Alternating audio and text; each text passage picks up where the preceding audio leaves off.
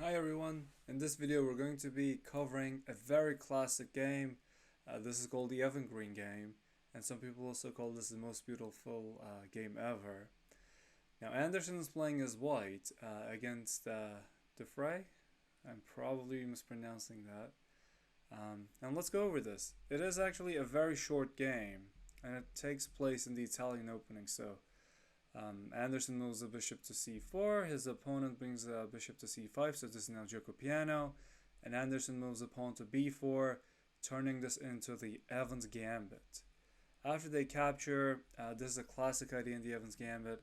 We are trying to get control of the center. This is also called the center attack. Black moves the bishop to a5, which is also the most popular move. They want to keep holding onto this diagonal. White moves the pawn to d4. Again, this is a book move. And now white castles. Generally, black shouldn't be capturing this pawn. That is going to be costing a lot of time for black. Instead, they should be trying to develop. But again, there are moves like pawn e5 that can disturb the opponent's position. That is one of the main reasons why white plays the Evans Gambit. Now black actually pushed the pawn to d3, and now we have a battery attack, queen b3, attacking this infamous spot, the weakest spot on the chessboard, the f7 square. Queen goes to f6. Again, this is a classic idea. So far everything is in theory. And this queen is also protecting this pawn, also putting pressure over the c3 square. And now what we can do is we can try to capture here by first making that queen go away with pawn e5. So Anderssen pushed the pawn to e5. Black queen goes to g6, the only square to be able to protect f7. And now we're trying to get control of the open files. Well, it's not technically an open file, but we want to open it up in the future by moving it forward. And black moves the knight to e7. Anderssen develops the bishop from a3, occupying this nice long diagonal. And you will see this main issue in black's position. Black actually never castles in the game. If they castle, the game could be much different.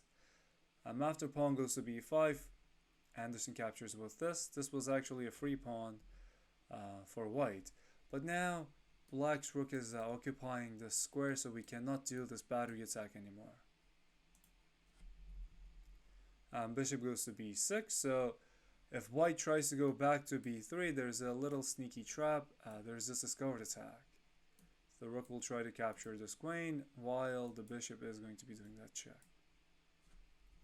Of course, Anderssen doesn't fall for this. He was actually number 2 in his time, William Steinitz being the first one. So Anderssen moves the knight to bd2. Bishop goes to b7. Knight goes to e4, so we're trying to control the center, which is very, very good. Queen goes to f5. Bishop captures on d3, and we capture this pawn with tempo because now we have some discovered check ideas with that bishop and with the knight. Queen goes to h5.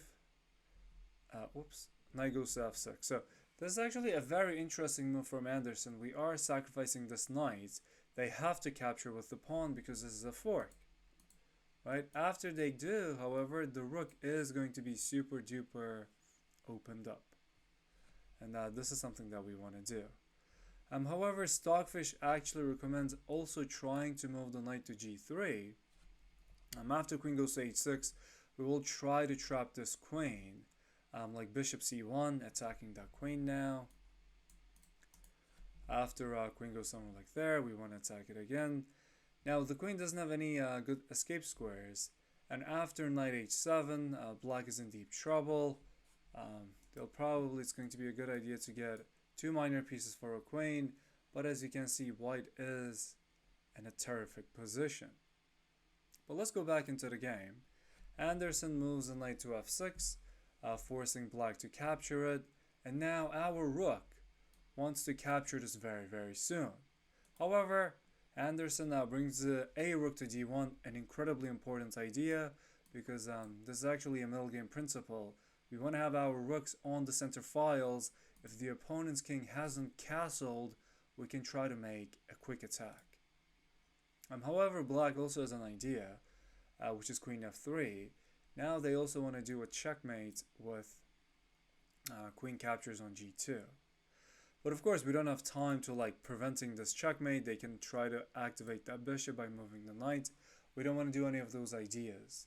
Instead, we are going to be using the tempo moves, and Anderssen in this position starts with a rook sacrifice check.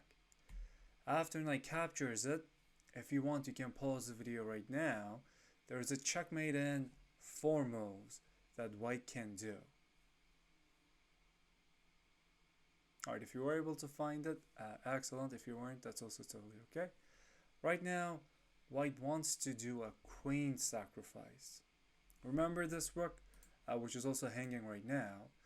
By forcing the opponent to capture us, we can now try to do double check.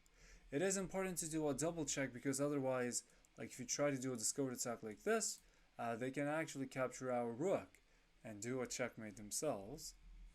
So after white does this double check, king has to go to e8, and again we have to bring everything with tempo. Bishop goes to d7, after king goes to f8, bishop e7 is going to be the checkmate. If only black castled in this game, the game could have gone in a different way. But Anderssen actually played a very nice, very beautiful game. If you enjoyed the video, please like and subscribe. See you in the next one.